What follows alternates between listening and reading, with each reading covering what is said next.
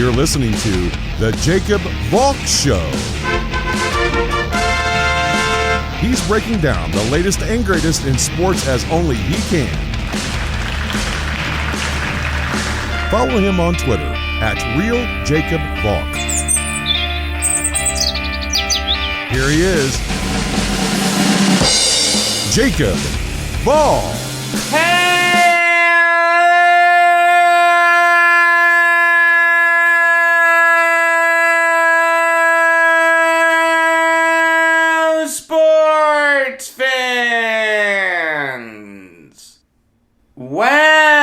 Welcome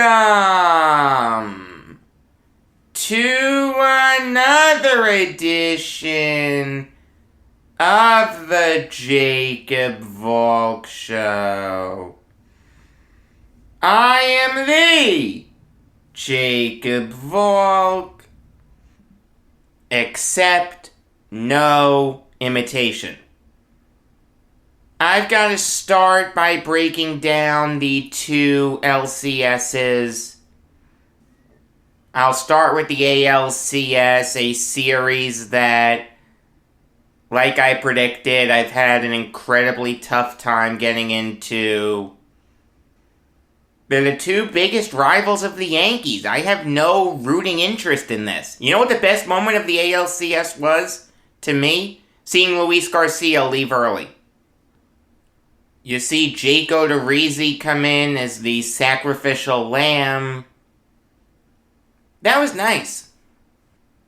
But I'll be honest with you, whenever I've had this series on, I've been doing something else. Whether it's doing something on my computer, doing something on my iPad, doing something on my phone, I've just had an incredibly tough time getting into this series. I mean, even if you're not a Yankees fan, how enjoyable is this ALCS for you? This is the 5th straight ALCS that the Big Bad Wolf Astros are one of the top 2 teams left in the American League.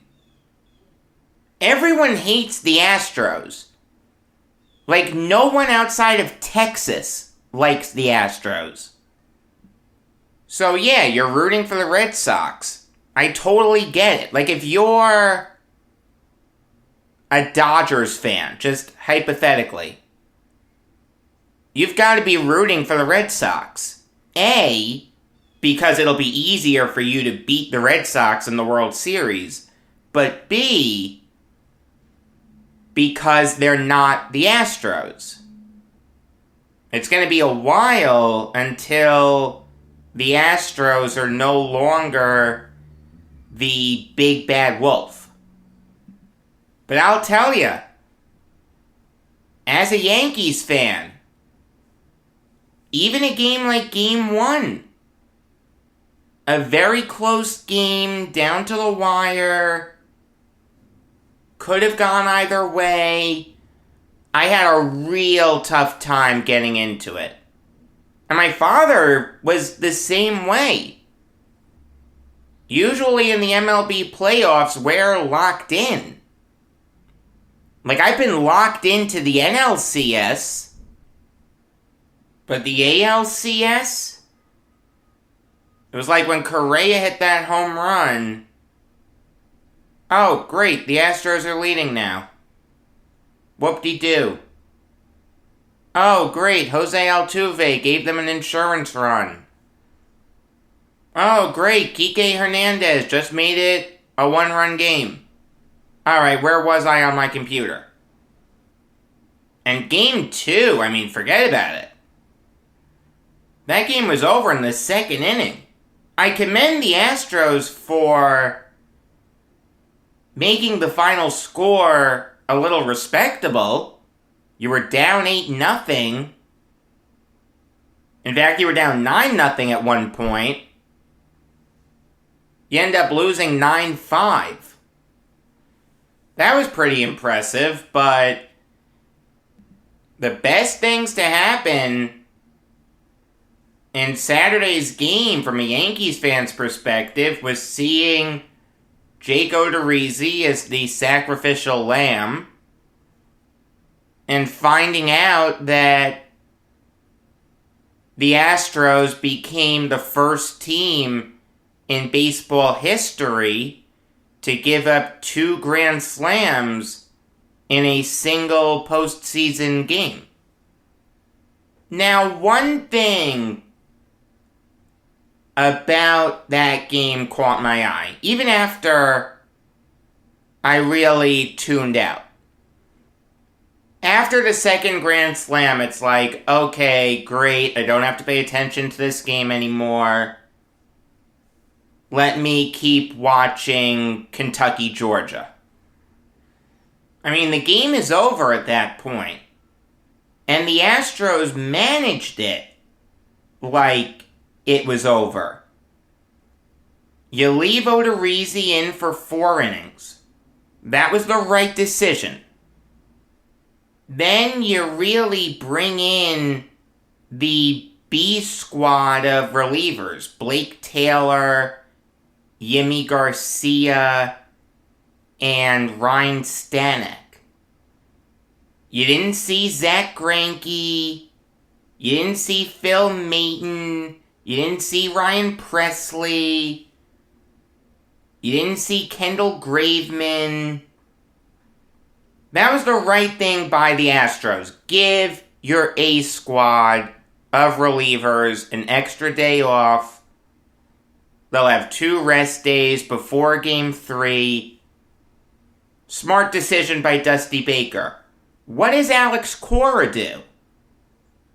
He pulls Nate Eovaldi after just 81 pitches. Mind you, the Red Sox are up 9-3 at this point. The Astros aren't coming back.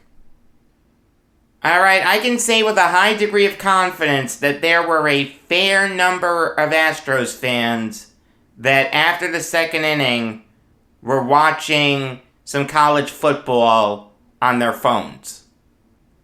So what does Cora do? He brings in Adam Ottavino for 2/3 of an inning. Okay, a dirty inning. I sort of get it. You want to make sure that Yordan Alvarez doesn't score from first. You want to keep the deficit at 6. I get that in a weird way. So sure. Bring Ottavino in for 2/3 of an inning. But then Garrett Whitlock comes in and pitches 2 innings? Darwinson Hernandez comes in? Ryan Brazier comes in? Why wouldn't you go with lesser relievers? Why wouldn't you go with a guy like Hansel Robles? Or Sawamura? Or Martin Perez? Hernandez I get. I have no issue with Darwinson Hernandez coming into that game. But Whitlock and Brazier? There was no reason to bring those guys in.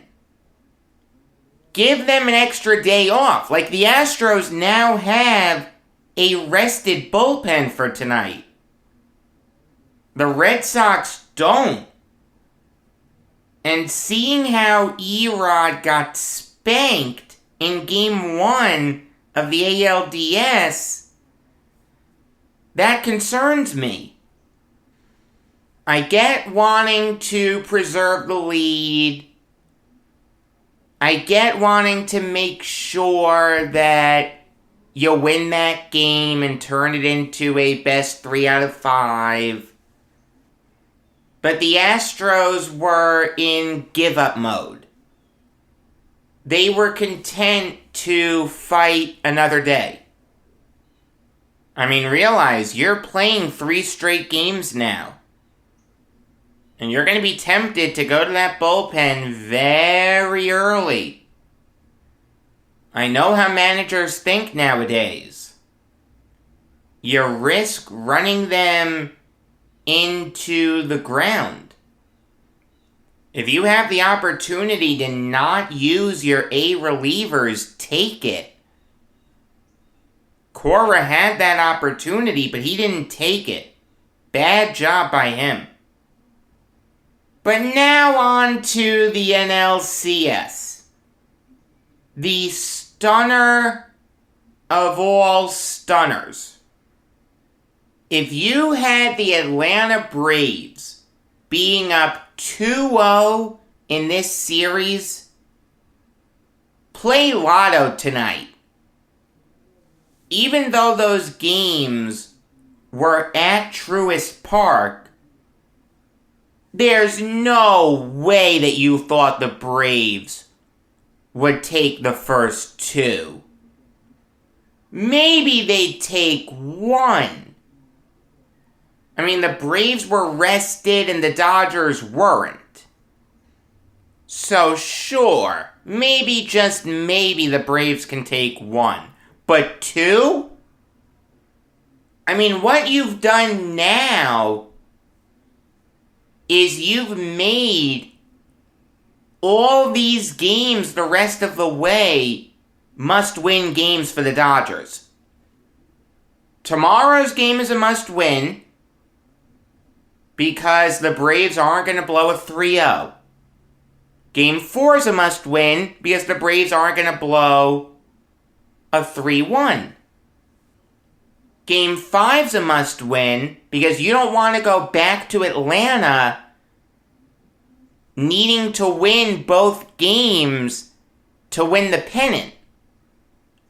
Game 6 is a must-win because you never want to play a Game 7 if you don't have to.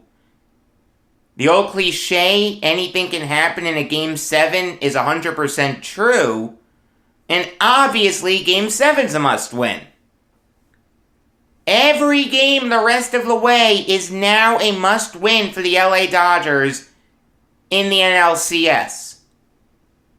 The Braves maybe have that same pressure, but it's not as bad as the Dodgers. Like, if they win Game 3 and lose Game 4, or vice versa, that's okay. You're still in the driver's seat. You're up 3-1. I mean, even if you lose Game 5 at that point, you've got Game 6 and 7 in Atlanta.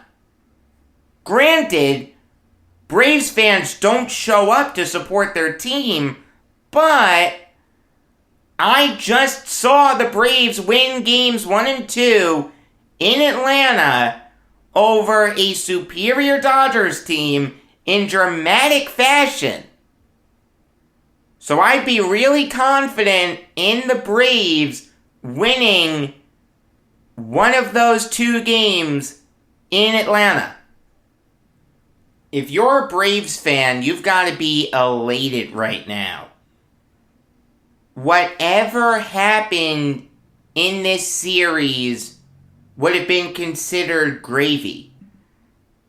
Sure, it would hurt to lose, but you'd lose to a superior team, a team that everyone expected to beat you, a team that won 106 regular season games this year, 110 total.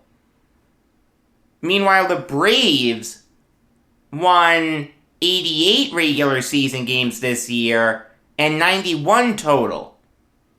The gap between the Dodgers and Braves was exponential. Now you have a real chance to win this series. Forget losing respectably. You have a chance to win this thing.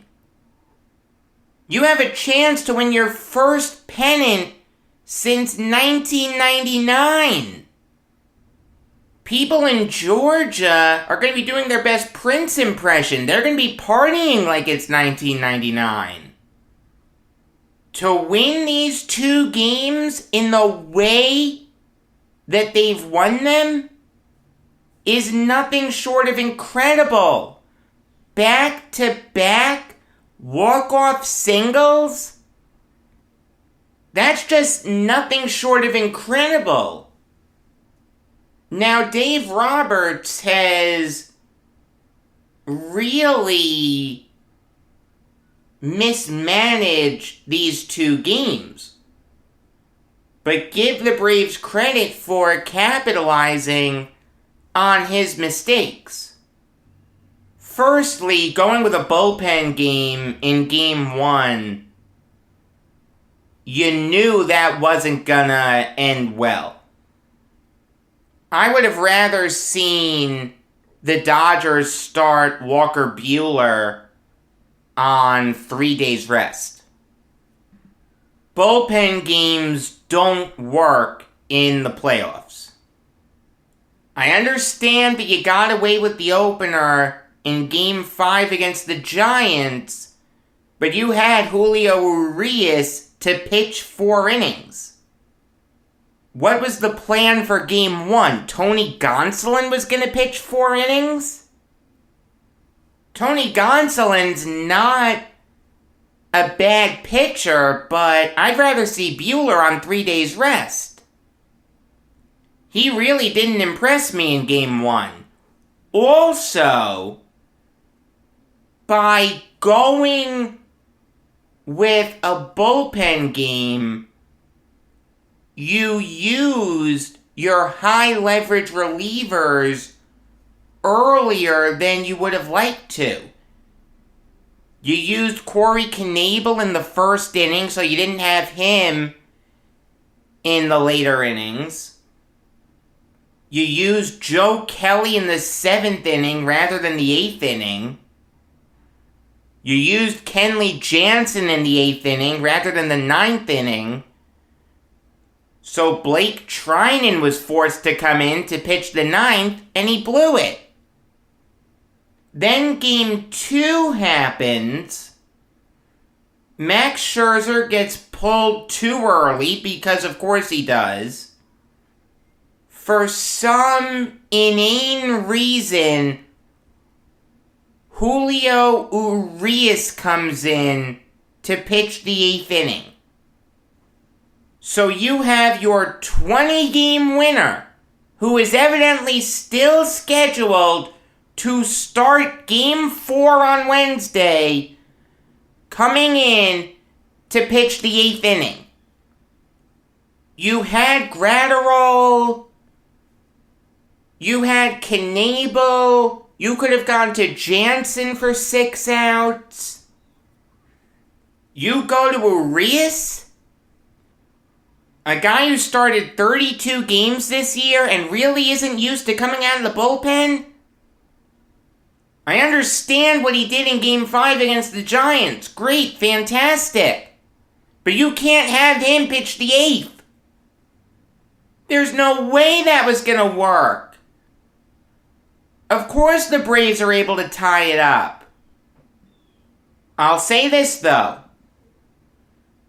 The biggest reason that the Braves tied it up wasn't Roberts' stupidity in bringing in Urias.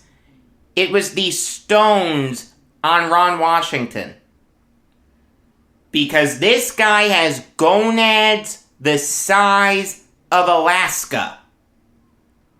Eddie Rosario was incredibly close to being tagged out. But he made a perfect slide around Will Smith to score on the Albie single. Give him credit for the slide. Give him credit for going to second on a sac fly. I mean, that's a gutsy call. If he's called out at second base, Brian Snitker would lace into him in the dugout. What were you doing? Trying for second there. You've got to trust Albies and Riley to get you in from first. But it worked, so give Rosario credit.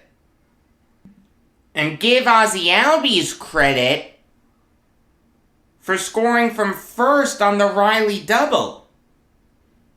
That's a close play at the plate. The throw was up the line a little bit. Smith couldn't corral it. Albies initially missed home plate. You've got Jock Peterson screaming, touch home, touch home. Albies does. It's a tie game.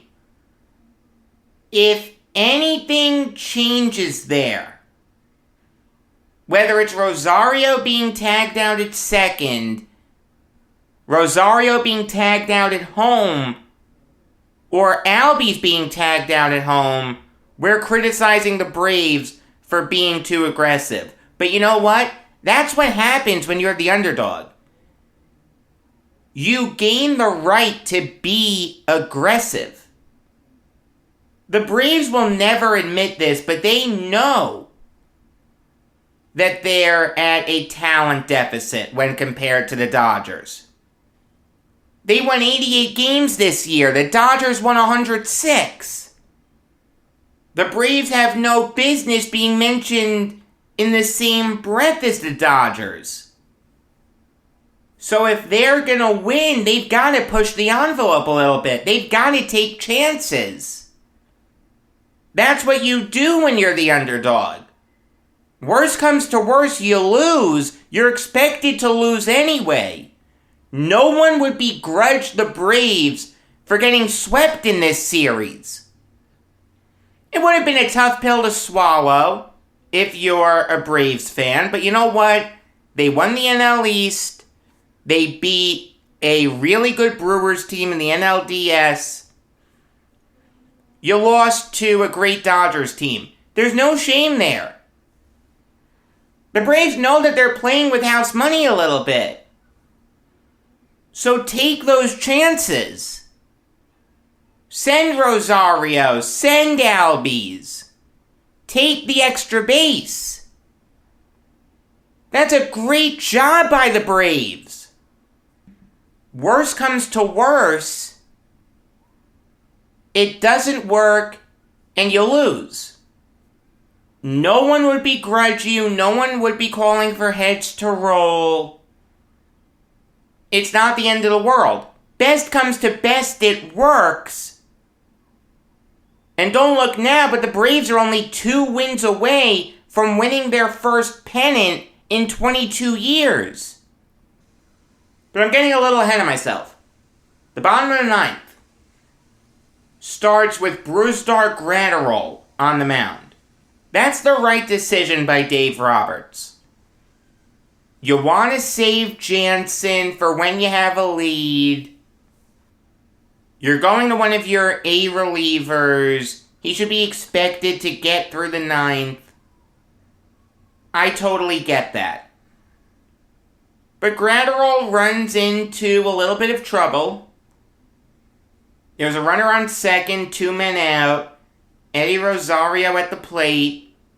Kenley Jansen comes in to try to send the game into extras.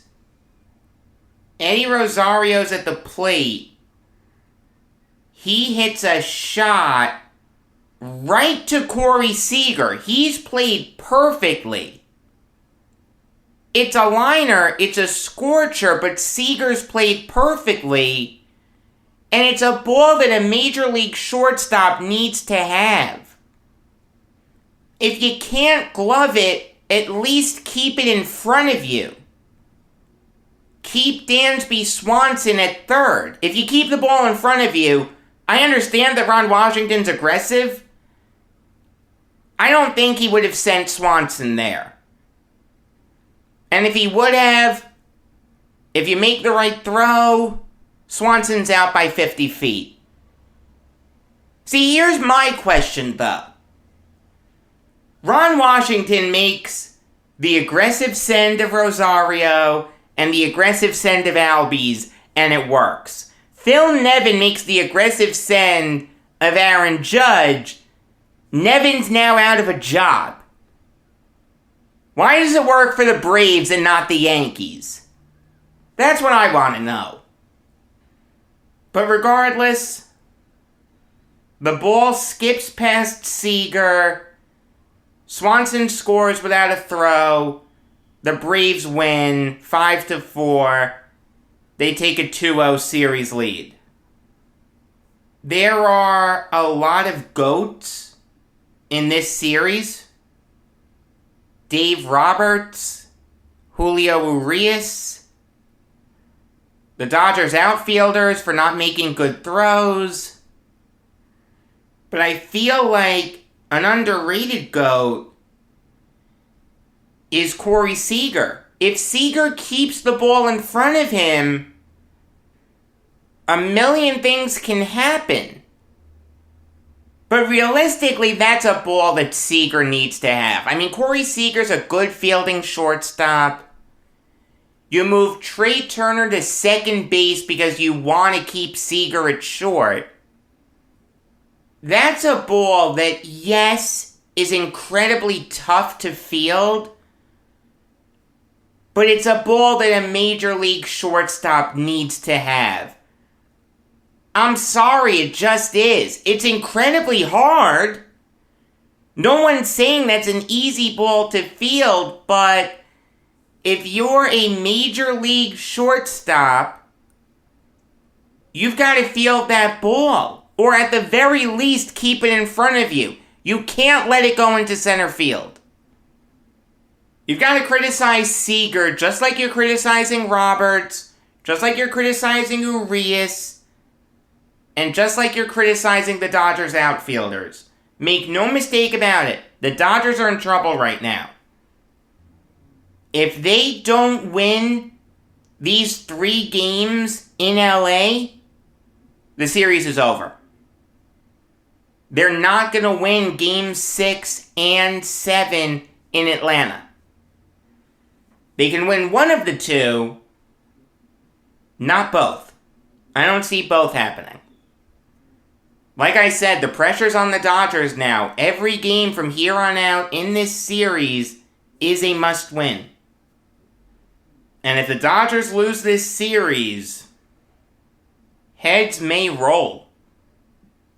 Alright, now I'll give you some NFL Valk talk. And I'll start with the Jacksonville Jaguars making history. Urban Meyer became the first head coach in NFL history to get his first NFL win outside of the U.S. Same thing with Trevor Lawrence.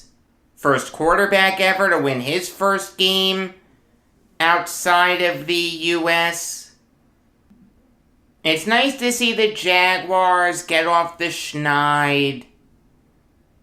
It's nice for them to have snapped this epic 20-game losing streak. One of the longest in NFL history. I mean, the Jaguars were the last winless team this year. I mean, there are a lot of questions surrounding them. Is Urban Meyer going to be one and done? If so, what's going to happen with Trevor Lawrence? What's going to happen with everyone that Meyer brought in?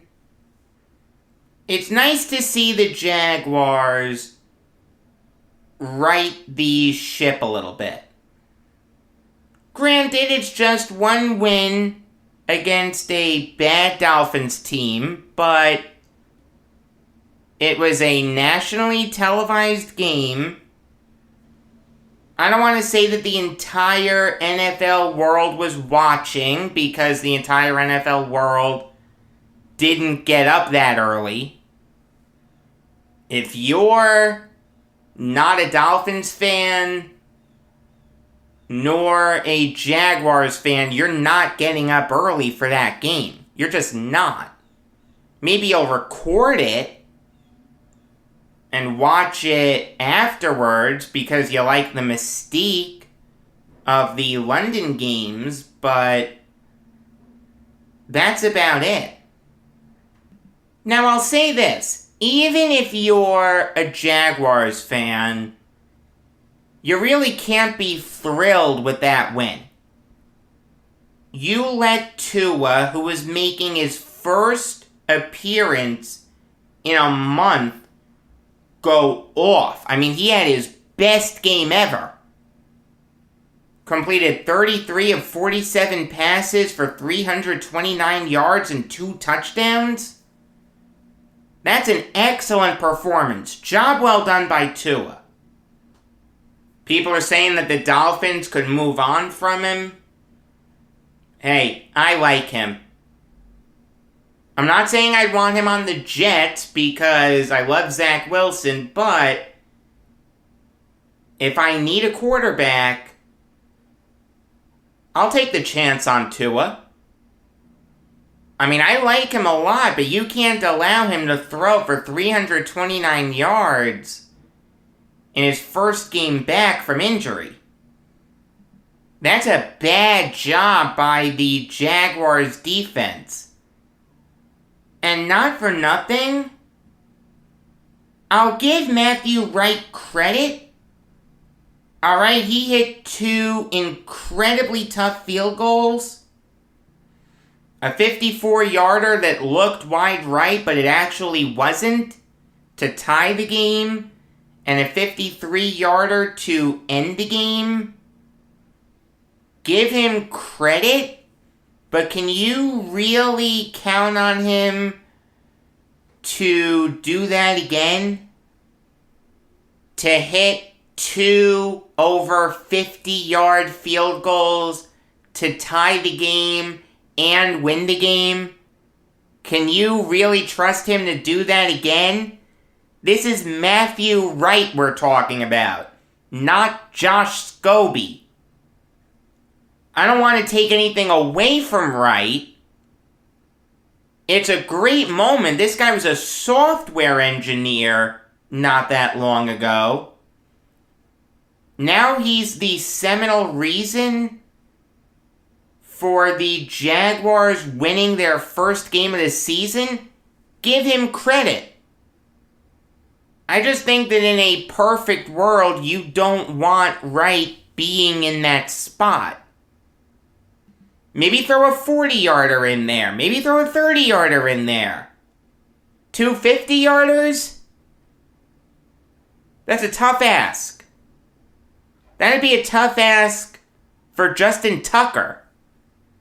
Let alone Matthew Wright. A guy who didn't even start the year as the Jaguars kicker. I don't want to take anything away from what the Jaguars did. I don't want to take anything away from what Wright did. This is a big moment for the Jaguars. They can silence the doubters for a week. They've just got to keep this momentum up. They have a bye week next week. Then they face the Russell Wilson-less Seahawks. Then they've got the Bills. That's a loss. But then they have the Colts. They're not world beaters. You've got the 49ers. Not world beaters. You've got the Falcons. Not world beaters. The Jaguars need to build on this to gain some respectability. Can they? The answer is yes. Will they? I don't know. Moving on now to Chiefs Washington. And the Chiefs are in trouble. Like, make no mistake about it. This is a bad Chiefs team. Don't let the final score 31-13 fool you.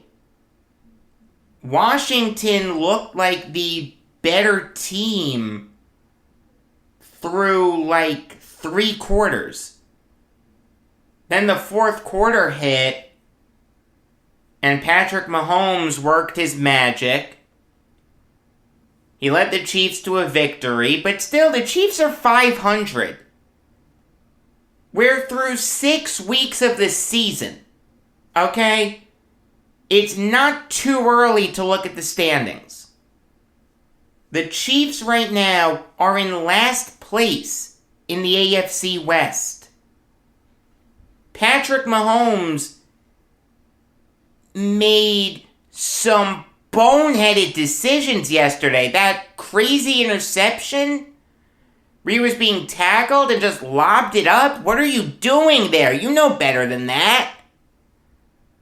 Patrick Mahomes has thrown 8 interceptions this year. You know how many Zach Wilson's thrown? 9.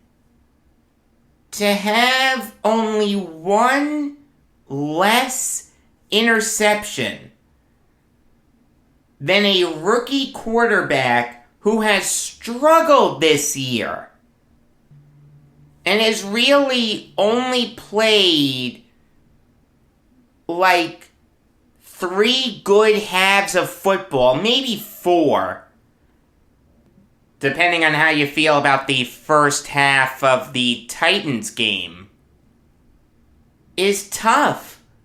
Mahomes needs to be better than that. Especially when you have a bad defense. You really can't afford to make any mistakes. I mean, I'll give the Chiefs defense credit for shutting out Washington in the second half. The Chiefs did outscore the football team 21-0. That's pretty good. I'll give them credit. And at the end of the day, they got the win. But it was not an impressive victory. The reality is, the Kansas City Chiefs right now cannot be looked at as a Super Bowl contender. The Super Bowl contenders in the NFL right now are the Ravens, the Bills, the Cardinals, the Buccaneers, the Packers, the Cowboys, and the Rams. I can't put the Chargers there yet. I want to see how Justin Herbert performs in the playoffs. Same thing with the Bengals and Joe Burrow. It wouldn't stun me if those guys balled out in the playoffs. I just want to see how they play first before I can look at their teams as legitimate Super Bowl contenders. I don't think the Raiders are Super Bowl contenders. I think they're going to fall off being without Gruden. I understand that they beat the Broncos. They beat them pretty easily, but I don't think that level of dominance is sustainable. The Broncos' offense is kind of limited with Teddy Bridgewater. Bridgewater is good, but he's not great. I like Bridgewater, but you're never going to win a Super Bowl with him. We really only have like 7 great teams in the NFL. We have some good teams. The Chargers are good. The Bengals are good. I'll put the Raiders in the good category. I'll put the Titans there. I'll put the Broncos there. The Chiefs, the Browns, the Saints, the Vikings. I'll put those teams there. Not great. Realistically, what the Chiefs need to do, if they want to win their second Super Bowl in 3 years, is go all in at the deadline for quality defensive players.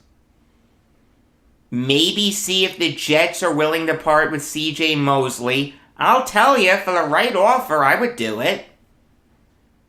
It's nothing against Mosley. I love Mosley. I think he's a great player, but the reality is he's making a lot of money.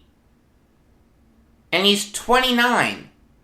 He's in the prime of his career, so I don't really need him right now.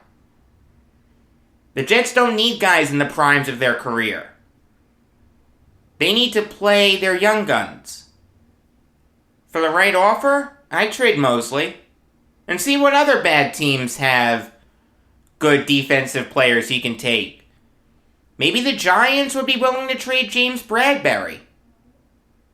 And this coming off season, you've got to invest heavily in your defense. More heavily than you've ever invested before.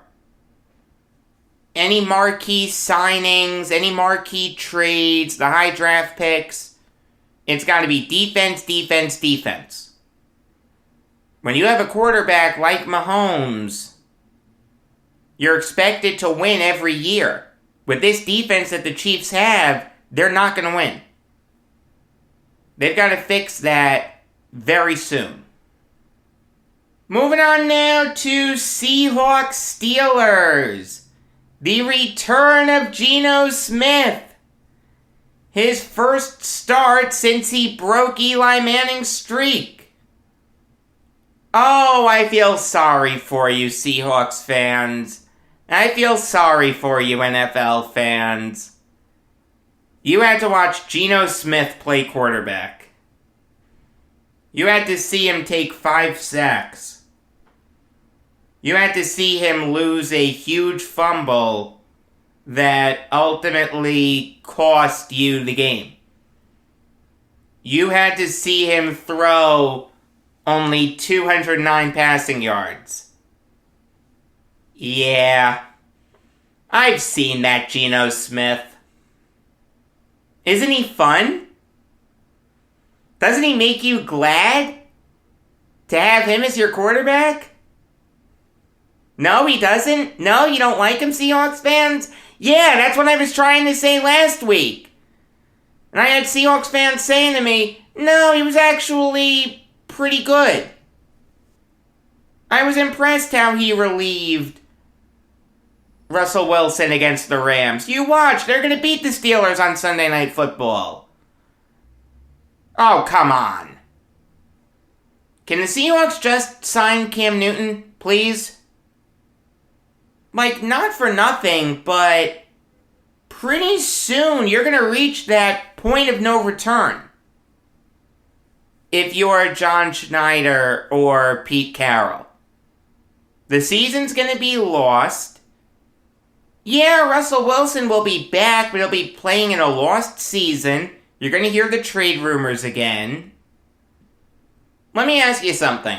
If the Seahawks finish with a sub-500 record, is it a guarantee that Russell Wilson stays with the Seahawks? Or do you think Wilson's going to say, you know what, you've proven that you can't put a winner around me. I'm 33. He's 32 right now, but in a little over a month he's going to turn 33. He's not getting any younger. Would it stun you if he really wanted out? It wouldn't stun me. The Seahawks right now are in trouble. They're realizing that Geno Smith really isn't good. Maybe he didn't embarrass himself. In all fairness, he wasn't that much worse than Roethlisberger. So if you want to call him competent, that's okay. And I understand that's really all you can expect from a backup quarterback. It's very rare that you have a Chad Henne situation where the guy comes in and wins a nationally televised game. But for the Seahawks, it spells trouble. Again, you had the Russell Wilson trade rumors last year. If the Seahawks finish with an under 500 record, I could really see Wilson saying, you know what, I'm not going to win another Super Bowl here. You've got to trade me.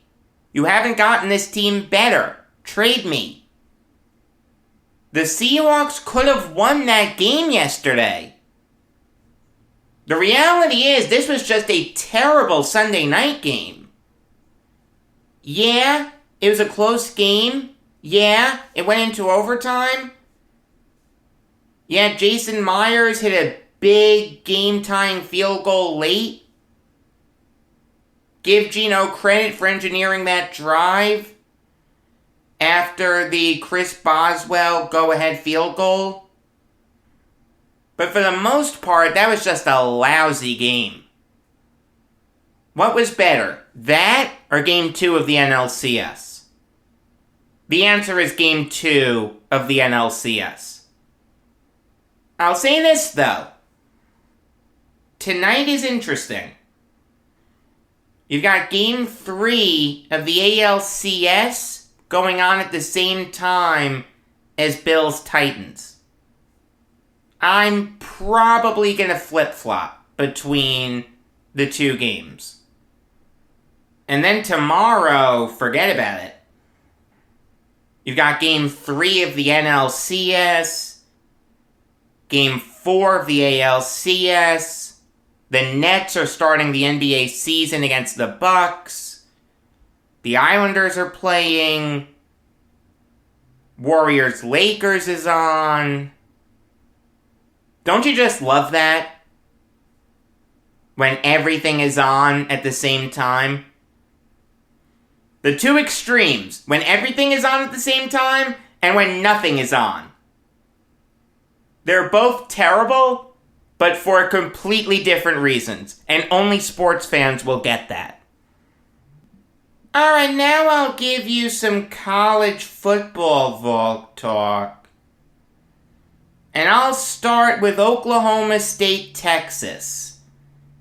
If you'll recall, I picked the Longhorns. It looked really smart. They were up for the majority of the game. They looked like the better team for the majority of the game. They were up 24-16 entering the fourth quarter. So great, my bold pick was actually going to pay off. But then the Cowboys came storming back. The Longhorns blew it, however you want to phrase it. Oklahoma State came back and won a game that, realistically, they should have lost. And you know what? Quite honestly, the way Texas played in the fourth quarter, they didn't deserve to win. Getting outscored 16-0. Not getting anything going offensively. You think back to those two Longhorns drives in the fourth quarter. The first one was all Bijan Robinson, and I totally get that. You want to run out the clock, and Robinson had a fantastic game. 21 carries for 135 yards. He was responsible for 3 touchdowns. But not for nothing. If you see the Cowboys selling out for the run, maybe, just maybe, you change it up. Maybe, just maybe, you trust Casey Thompson. I don't care how good Robinson is. He's not going to break through a loaded box. Then Oklahoma State drives down the field. They kick a field goal. They're up 1 at this point. The momentum of the game is completely shifted. So now Texas really needs to get on its horse. Instead, they go 4 and out. Robinson has a 9-yard rush on first down. Thompson throws a pass for no gain. Then Thompson's tackled behind the line. It's 4th and 3. Why didn't you run it with Robinson on 3rd and 1? Even 2nd and 1. Everyone's thinking pass at that point. Run it with your best player. You've got to take what the Cowboys defense is giving you. Then Oklahoma State gets the ball back. They get a touchdown. They get the game-sealing interception. Terrible job by Texas at the end of the game. Great job by Oklahoma State. If you're a Texas fan, that game had to leave a bad taste in your mouth because you should have won it. Instead, you end up blowing it in the fourth quarter. Great comeback by the Cowboys. Bad choke job by the Longhorns. Moving on now to Kentucky, Georgia. I said that Georgia would win this game, but I also said that Kentucky would cover the spread. Granted, it didn't look like they would through most of the game, but Kentucky scored that late touchdown with 4 seconds left in the fourth quarter, so they ended up covering the spread. Hey, I got that right. I went 1-2 in my NFL picks. At least I got that pick right. The reality is Kentucky's a good team. They really are. You just saw them beat Florida a couple weeks ago. So the fact that Georgia just utterly destroyed them has to make you feel incredibly confident in the Bulldogs. Their defense was insane because of course it was. Darian Kendrick, Nakobe Dean, Jalen Carter, Lewis Sine, Channing Tindall, Nolan Smith. They were all incredible. Offensively, I liked what I saw from Stetson Bennett. He was excellent. Completed 14 of his 20 passes for 250 yards and 3 touchdowns. That's insane. There are some Bulldogs fans that like JT Daniels more than him. You know what? Those people are looking pretty darn foolish right about now.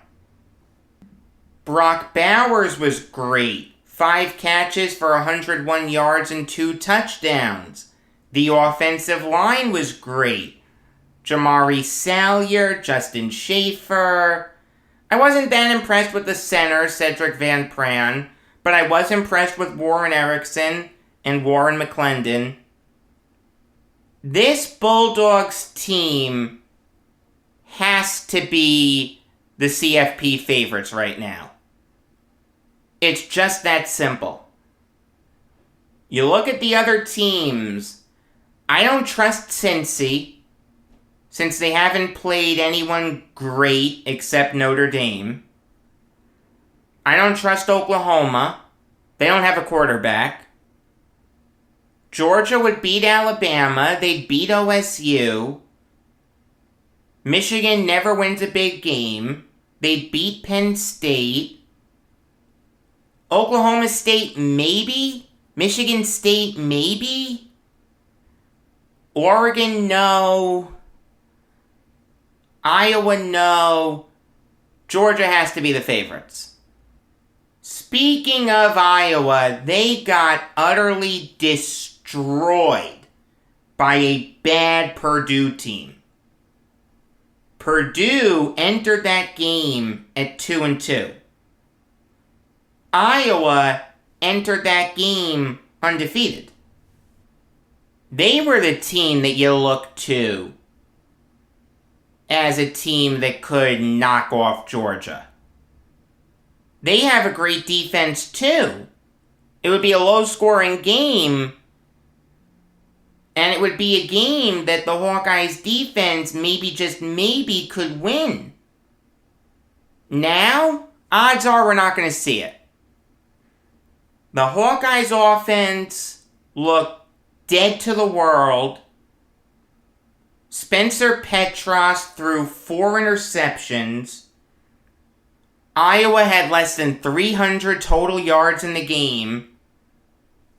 this great Hawkeyes defense let a bad quarterback in Aiden O'Connell, a guy who most people in Indiana wouldn't know if he came to their house and delivered them a pizza, complete 75% of his passes for 375 yards, and he was responsible for 3 touchdowns.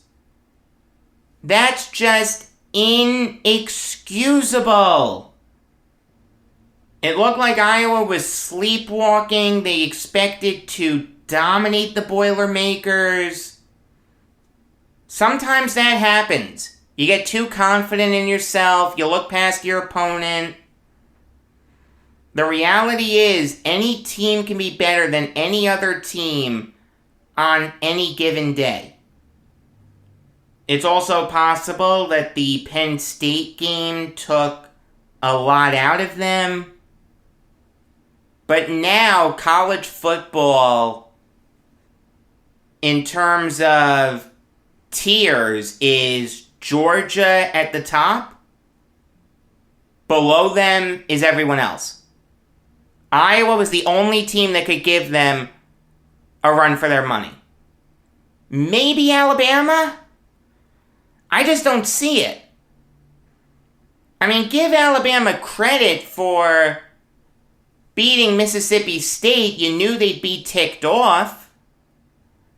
They took out their frustrations, and they're going to do the same thing against Tennessee, against LSU, against New Mexico State, even against Arkansas. What's going on with Arkansas? Arkansas was a team that I thought could make some noise in the CFP. Now they've lost 3 straight. Yes, they've lost to good teams, Georgia, Ole Miss, and Auburn, but if you want to be mentioned in the same breath as other good teams, you've got to beat those good teams. I really liked Arkansas this year. They made me look like a fool. You know who else looks like fools? Tennessee fans. This was Lane Kiffin's first time coaching at Tennessee since he left the Volunteers to go to USC. Obviously, a lot happened since he left for the Trojans. He spent some time at Alabama. Then he took over at FAU. Now he's with Ole Miss. In a hostile environment, Matt Corral really balled out. He showed why a lot of people have him as their top quarterback in this coming draft. I gotta say, it's really close between him and Sam Howell. I can be talked into Corral. I'll say that. He's really come on strong these last couple weeks. If he keeps it up, and he plays well against teams like Auburn and Texas A&M and Mississippi State, yeah, I'll probably put Corral over Howell. Howell will have his chances to improve his stock against Notre Dame, Wake Forest, Pittsburgh, and NC State, but I'll say this, UNC really needs to play well. It's close right now between Corral and Howell. I could see Howell taking over, I could see Corral taking over. But back to this game. Ole Miss ended up winning 31-26. They looked like the better team all throughout. But then something interesting started happening.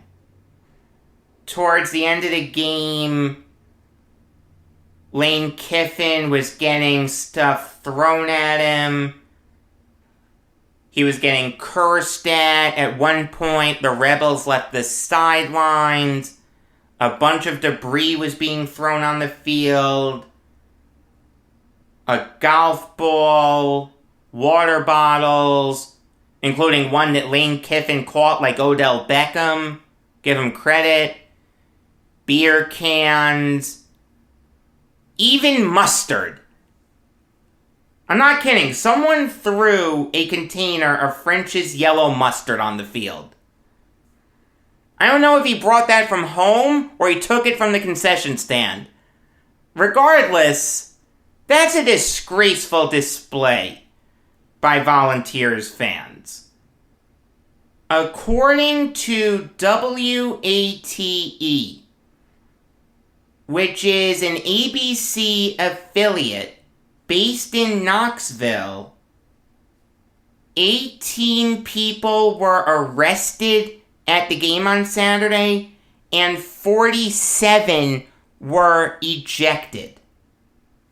That is a total of 65 people that were disciplined because of what they did during Saturday's game. That's just inexcusable. You can't do that. You want to boo? That's fine. You want to chant? That's fine within reason. But to throw stuff? To hit him with a golf ball? To nearly hit him with a water bottle? That's just disgraceful by Tennessee fans. Also, not for nothing, but do you really care that you lost Lane Kiffin? Lane Kiffin's not great. Not terrible, but not great. Like, when he left for USC, you could have recovered from that.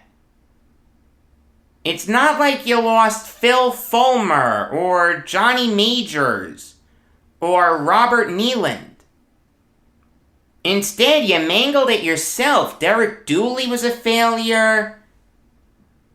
Butch Jones didn't do a great job. Jeremy Pruitt was a failure. Get upset at the university. Don't get upset at Kiffin. It's been 12 years. How can you hold a grudge for 12 years when you've gone through 6 different head coaches? Derek Dooley, Jim Chaney, Butch Jones, Brady Hoke, Jeremy Pruitt, and now Josh Heupel. How can you get upset at Kiffin? You had plenty of chances to right the ship. To find the next Fulmer, to find the next Majors, to find the next Nealand. Instead, you bring in a bunch of schmageggies. Don't get upset at Kiffin, get upset at the university. It's tough to leave like that, I totally get it. Tennessee fans had a right to be upset, but seeing how Kiffin's career has progressed, has never won a national title as a head coach, has never even been in the CFP as a head coach. Are you really that upset? It's not like you lost Johnny Majors. You could have brought in someone better, and you didn't. That's what you should be upset about. Disgusting performance by Volunteers fans. Moving on now to Ed Orgeron leaving LSU at the end of the year. It doesn't seem like Orgeron is being forced out. It seems like this was mutual.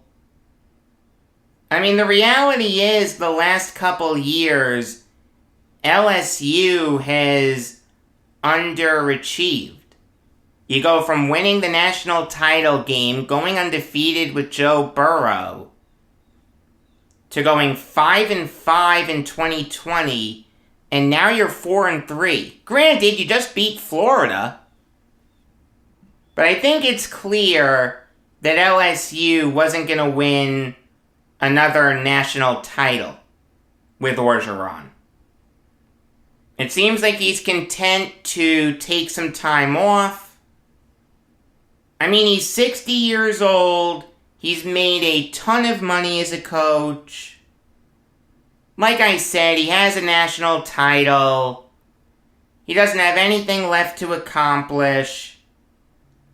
History will remember him as a really good coach. But the reality is, sometimes it's best for both parties to have a parting of ways.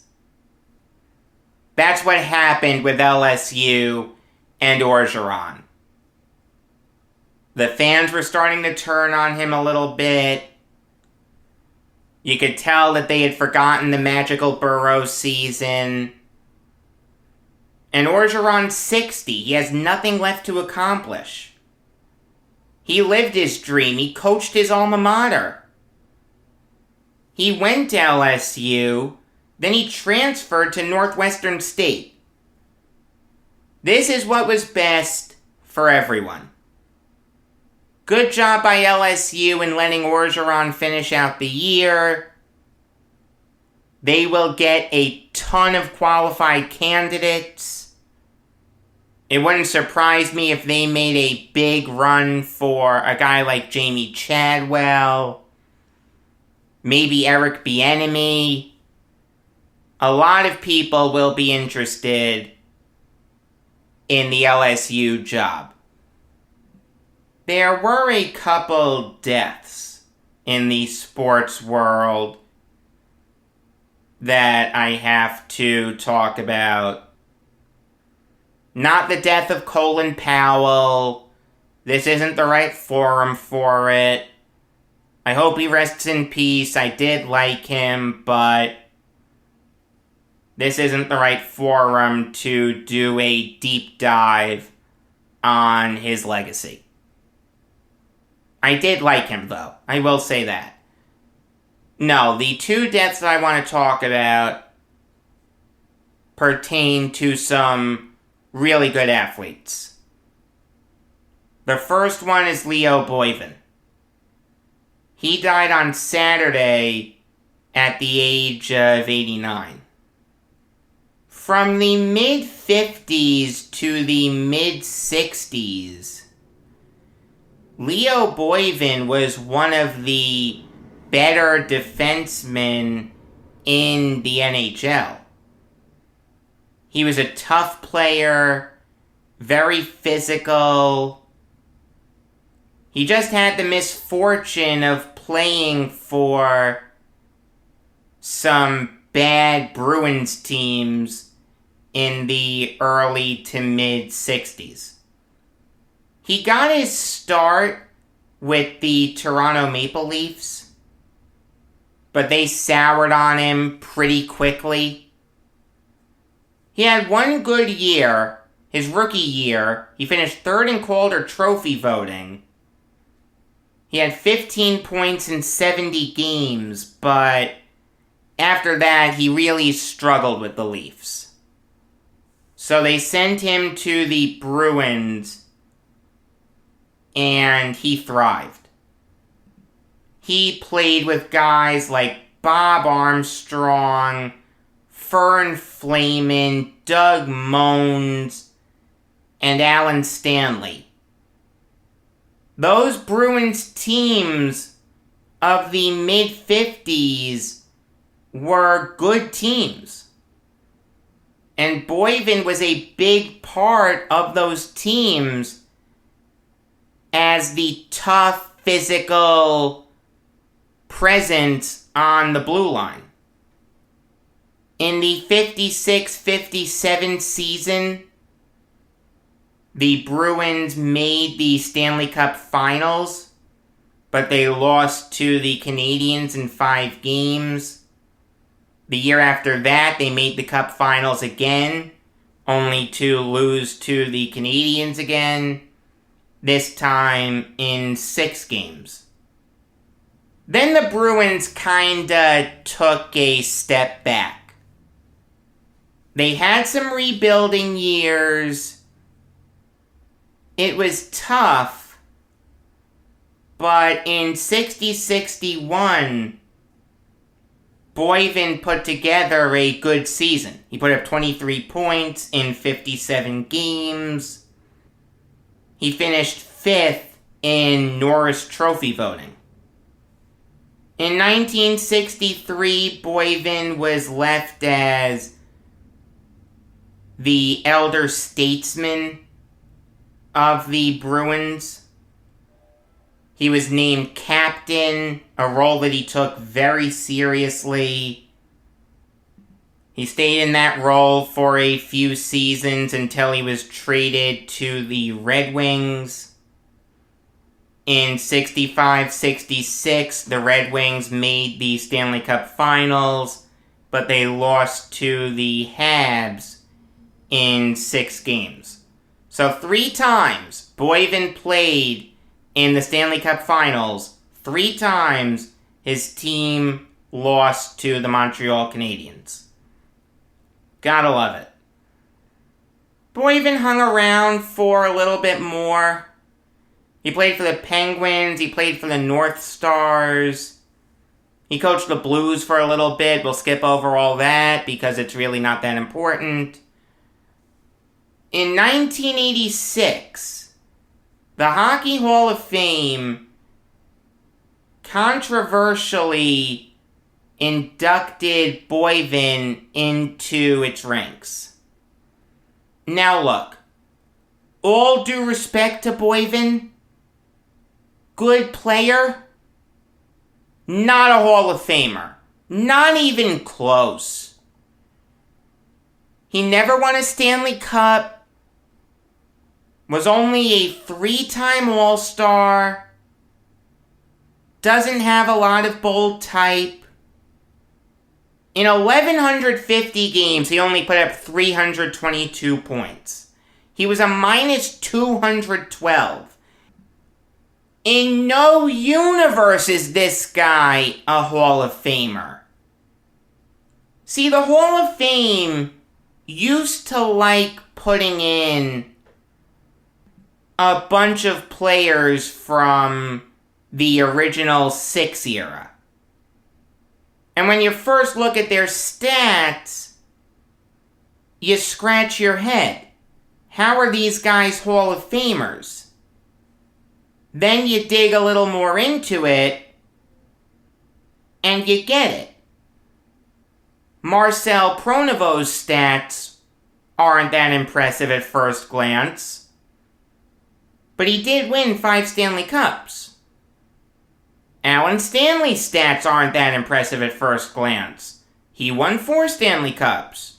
Bert Olmsted's stats aren't that impressive at first glance. He won 5 Stanley Cups. Leo Boyven had none of that. I'm just trying to figure out how he came up in the conversation.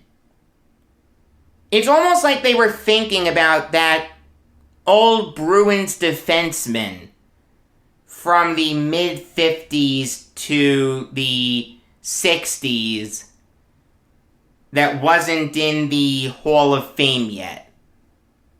And they just mistakenly thought it was Boyven. That's the only thing I can come up with for why he got into the Hall of Fame.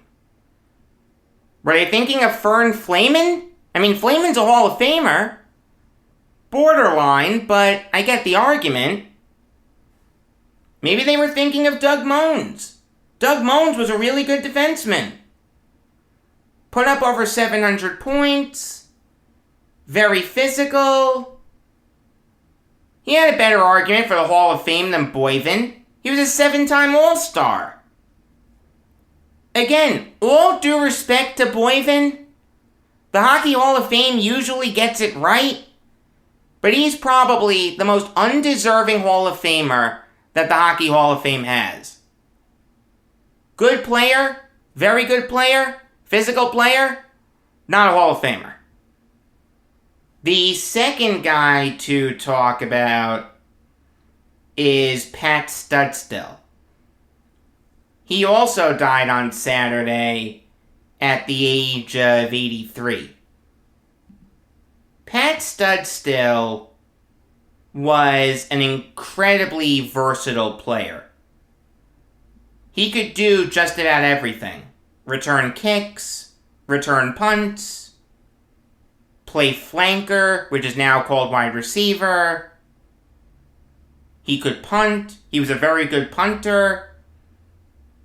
This guy could do everything. In 1962, Studsdale led the NFL in punt returns with 29, punt return yards with 457, and yards per punt return with 15.8. Unfortunately, the year after that, he got hurt. He missed the entire year with a knee injury. And it took him a little bit to find his footing. But in 1965, Harry Gilmer took over as Lions head coach and decided that he was going to use Studsdale in multiple ways. He'd go back to being a starting flanker or wide receiver, to use the modern term, and he'd punt. And he turned into a really good punter. He made the Pro Bowl in '65 as a punter. The year after that, Studsdale had his best season. 67 catches for 1,266 yards and 5 touchdowns. He led the NFL in receiving yards per game with 90.4. He made his second straight Pro Bowl. He made his only All-Pro team. He was the first non-Redskin to have a 99-yard touchdown. And he had 5 straight games with at least 125 receiving yards. No player has ever done that since, except Calvin Johnson. So only the Lions have had receivers have at least 125 receiving yards in 5 straight games. That's a pretty interesting piece of trivia. Unfortunately for Studsdale, Gilmer really didn't have what it took to be a good head coach. He was replaced by Joe Schmidt before the 1967 season. Schmidt didn't use Studsdale as a receiver as much. He was more of a punter. He got hurt midway through the season. He went to the Rams in '68, where George Allen almost exclusively used Studsdale as a punter. And that's how he finished his career, as a punter. But he was a very versatile player, certainly had his moments. May Leo Boyven, Pat Studsdale, and Colin Powell, for that matter, all rest in peace. NBA preview comes your way tonight. Hope you enjoyed today's New York Islanders show. Tomorrow night, you're going to get my Brooklyn Nets season preview. Regular episodes of the Jacob Valk show come your way every weekday afternoon. Until next time, I'm Jacob Valk, and always remember, If you disagree with me, you're wrong.